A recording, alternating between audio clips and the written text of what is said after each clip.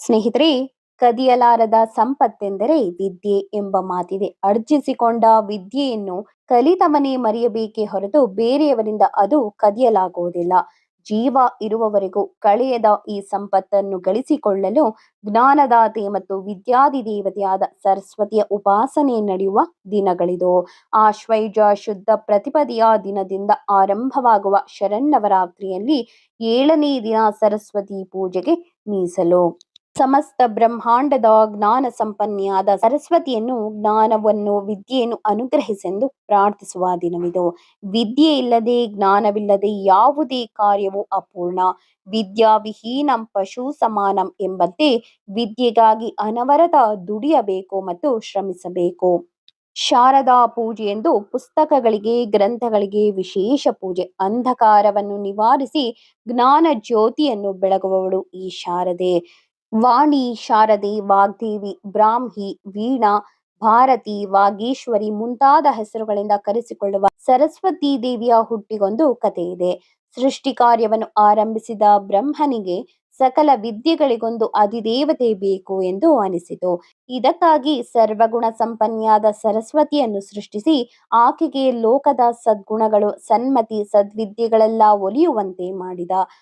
ಆನಂತರ ಬ್ರಹ್ಮನ ಅರ್ಧಾಂಗಿಯಾದ ಆಕೆ ಬ್ರಾಹ್ಮಿ ಎನಿಸಿಕೊಂಡಳು.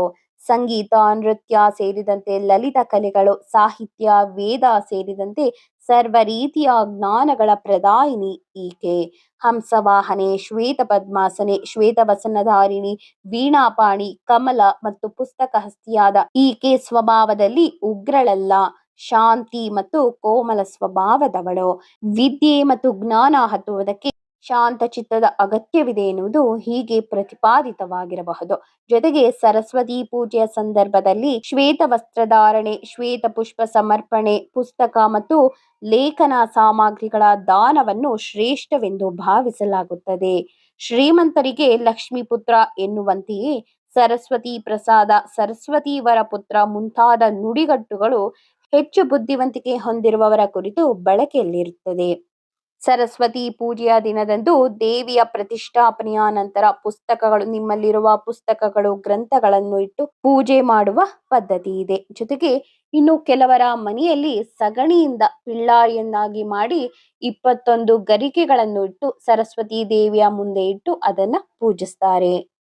ಪೌರಾಣಿಕ ಹಿನ್ನೆಲೆಯ ಪ್ರಕಾರ ಬಂಡಾಸುರನ ಅಸ್ತ್ರಗಳೆಲ್ಲವೂ ಶ್ರೀ ಲಲಿತೆಯ ಸೈನ್ಯದ ಮಂತ್ರೋಚ್ಚಾರಣೆಯ ಮೂಲಕ ನಾಶವಾಗುತ್ತಿರುತ್ತದೆ. ಮಂತ್ರದ ಧ್ವನಿ ತರಂಗಗಳು ಇದ್ದರೆ ಈ ಅಸ್ತ್ರಗಳು ನಾಶವಾಗುತ್ತದೆ ಎಂದು ಬಂಡಾಸುರನು ಮೂಕಾಸ್ತ್ರವನ್ನು ಪ್ರಯೋಗಿಸಿದನು. ಮೂಕಾಸ್ತ್ರ ಪ್ರಯೋಗಿಸಿ ಸಮಸ್ತ ಬ್ರಹ್ಮಾಂಡದ ಧ್ವನಿಯನ್ನೇ ಕಬಳಿಸಿದನು. ಅಂತಹ ಸಂದರ್ಭದಲ್ಲಿ ಶ್ರೀ ಲಲಿತೆಯು ಸರಸ್ವತಿ ದೇವಿಯನ್ನು ಆವಾಹಿಸಿ ವಾಗ್ವಿದಿನಿ ಅಸ್ತ್ರ ಪ್ರಯೋಗಿಸುವಂತೆ ಸೂಚಿಸುತ್ತಾಳೆ. ಶಾರದೆಯ ವೀಣೆಯಿಂದ ಹೊಮ್ಮಿದ ಸಪ್ತ ಸ್ವರಗಳ ಧ್ವನಿ ತರಂಗಗಳು ಮೂಕಾಸ್ತ್ರವನ್ನು ನಾಶಗೊಳಿಸುತ್ತದೆ. ಜಗದ ಸಂಕಟ ವಾಗ್ವಾದಿನಿ ಅಸ್ತ್ರದಿಂದ ನಿವಾರಣೆಯಾಗುತ್ತದೆ.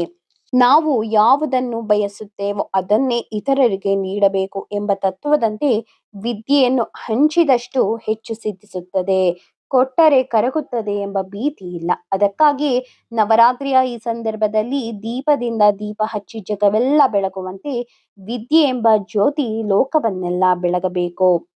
ಸರಸ್ವತಿ ನಮ್ಮ ಹಿಂದೂ ಧರ್ಮದಲ್ಲಿ ಜ್ಞಾನ ಮತ್ತು ಕಲೆಗಳ ದೇವತೆ. ಸರಸ್ವತಿಯನ್ನು ಬ್ರಹ್ಮದೇವರ ಪತ್ನಿ ಎಂದು ಶ್ವೇತ ವಸ್ತ್ರಗಳನ್ನು ಧರಿಸುವಳೆಂದು ಪೂಜಿಸುವರು. ನಮ್ಮ ಸಂಸ್ಕೃತಿಯಲ್ಲಿ ಸರಸ್ವತಿಯ ಪಾತ್ರ ಅತ್ಯಂತ ಮಹತ್ತರವಾದದ್ದು. ನದಿ ದೇವತೆ, ಶಾರದೆ, ವಾಗ್ದೇವತೆ, ವಿದ್ಯಾಧಿದೇವತೆ, ಜ್ಞಾನ ದೇವತೆ ಹೀಗೆ ಹಲವಾರು ಸ್ವರೂಪಗಳಲ್ಲಿ ಸರಸ್ವತಿಯು ಪರಿಚಿತಳು. ಬ್ರಹ್ಮನ ಸೃಷ್ಟಿಯಾದ ವೇದಗಳಿಗೆ ಅಧಿದೇವತೆ ಎಂದು ವೇದ ಮಾತೆ ಎಂದು ಸರಸ್ವತಿಯನ್ನು ಸ್ತುತಿಸಲಾಗುತ್ತದೆ. ಸರಸ್ವತಿಗೆ ಬ್ರಹ್ಮನ ಶಕ್ತಿ ಎಂಬ ಸ್ವರೂಪವು ಬೆಳೆದು ಬಂದಿದೆ. ಸರಸ್ವತಿ ಎಂದರೆ ಸಾಮಾನ್ಯವಾಗಿ ನಮ್ಮ ಕಣ್ಣು ಮುಂದೆ ನಿಲ್ಲುವ ರೂಪವೆಂದರೆ ಚತುರ್ಭುಜಗಳು, 2 ಕೈಗಳಲ್ಲಿ ವೀಣೆ, ಇನ್ನೊಂದರಲ್ಲಿ ಅಕ್ಷಮಾಲೆ, ನಾಲ್ಕನೇ ಕೈಯಲ್ಲಿ ಪುಸ್ತಕ, ಬಿಳಿ ತಾವರೆಯ ಮೇಲೆ ಅಥವಾ ಬಂಡೆಯ ಮೇಲೆ ಆಸೀನಳಾಗಿರುವ ಶ್ವೇತ ವಸ್ತ್ರಧಾರಿಣಿ, ಶುಭ್ರವರ್ಣದ ಧವಳ ಕೀರ್ತಿಯ ಸರಸ್ವತಿಯ ಪ್ರತಿಮೆಯು ನಮ್ಮ ಧ್ಯಾನದಲ್ಲಿ ಬರುತ್ತದೆ. ನಮಗೆ ಬೇಕಾದ ಎಲ್ಲಾ ವಿಧದ ವಿದ್ಯೆಗಳನ್ನು ದಯಪಾಲಿಸುವವಳು, ಏಕೆ ಅವಳು ಕಾಮರೂಪಿಣಿ, ತನಗೆ ಬೇಕಾದ ರೂಪವನ್ನು ಧರಿಸಬಲ್ಲಳು ಎಂದರ್ಥ. ವಿದ್ಯೆ ನಮಗೆ ಯಾವ ರೂಪದಲ್ಲಿಯಾದರೂ ಒದಗಬಹುದು. ಬರೀ ವಿದ್ಯೆಯನ್ನಷ್ಟೇ ಗಳಿಸಿದರೆ ಪ್ರಯೋಜನವಿಲ್ಲ. ಅದನ್ನು ನಾವು ಸರಿಯಾಗಿ ಬಳಸಲು ಬುದ್ಧಿಯೂ ಸಹ ಬೇಕು. ಇಂತಹ ಬುದ್ಧಿಯನ್ನು ಕೊಡುವವಳು ದೇವಿ ಸರಸ್ವತಿ. ನಮ್ಮ ಪರಂಪರೆಯಲ್ಲಿ ಸರಸ್ವತಿಯನ್ನು ಶ್ವೇತ ವಸ್ತ್ರದವಳು ಎಂದು ಹೇಳ್ತೇವೆ. ಶ್ವೇತ ಅಂದರೆ ಬಿಳಿ ಬಣ್ಣ. ಬಿಳಿಯ ಬಣ್ಣವು ಸತ್ವ ಗುಣಕ್ಕೆ ಸಂಕೇತ. ಶುಭ್ರತೆ, ಸ್ವಚ್ಛತೆ, ಪಾವಿತ್ರ, ದೋಷರಹಿತ ಗುಣಗಳನ್ನು ಇದು ಎತ್ತಿ ಹಿಡಿಯುತ್ತದೆ. ವಿದ್ಯೆ ನಮಗೆ ಕೊಡಬೇಕಾದ ಹಾಗೂ ಕೊಡುವ ಸಂಸ್ಕಾರದ ಸ್ವರೂಪವನ್ನು ಇದು ತಿಳಿಸುತ್ತದೆ. ವಿದ್ಯೆ ನಮಗೆ ವಿವೇಕವನ್ನು ಕೊಡಬೇಕು, ಅದೇ ಸ್ವಚ್ಛತೆ.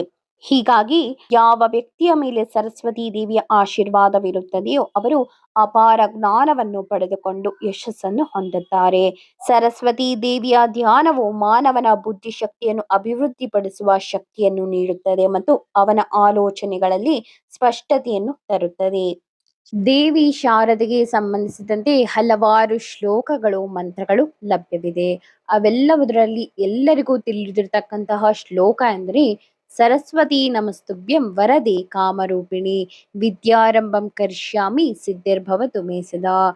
ನಮಸ್ತೆ ಶಾರದಾ ದೇವಿ ಕಾಶ್ಮೀರ ಪುರವಾಸಿನಿ ತ್ವಾಮಹಂ ಪ್ರಾರ್ಥಯೆ ನಿತ್ಯಂ ವಿದ್ಯಾಂ ಬುದ್ಧಿಂ ಚ ದೇಹಿಮೆ ಎನ್ನುವ ಈ ಸರಳ ಶ್ಲೋಕಗಳನ್ನಾದರೂ ಪಠಿಸಬಹುದು. ದೇವಿ ಶಾರದೆಗೆ ಸಿಹಿ ದೋಸೆ ಅಂದ್ರೆ ತುಂಬಾ ಇಷ್ಟ ಅಂತ ಹೇಳ್ತಾರೆ. ಹಾಗಾಗಿ ಬೆಲ್ಲದ ಸಿಹಿ ದೋಸೆಯನ್ನು ದೇವಿ ಸರಸ್ವತಿಗೆ ನೈವೇದ್ಯವನ್ನಾಗಿ ಅರ್ಪಿಸಬಹುದು. ಎಲ್ಲರೂ ದೇವಿ ಶಾರದೆಯ ಪೂಜೆಯನ್ನು ಮಾಡಿ ವಾಗ್ದೇವಿಯ ಅನುಗ್ರಹಕ್ಕೆ ಪಾತ್ರರಾಗಿ. ಶುಭವಾಗಲಿ. ಶ್ರೀ ಕೃಷ್ಣ ಅರ್ಪಣಮಸ್ತು. ಧನ್ಯವಾದಗಳು.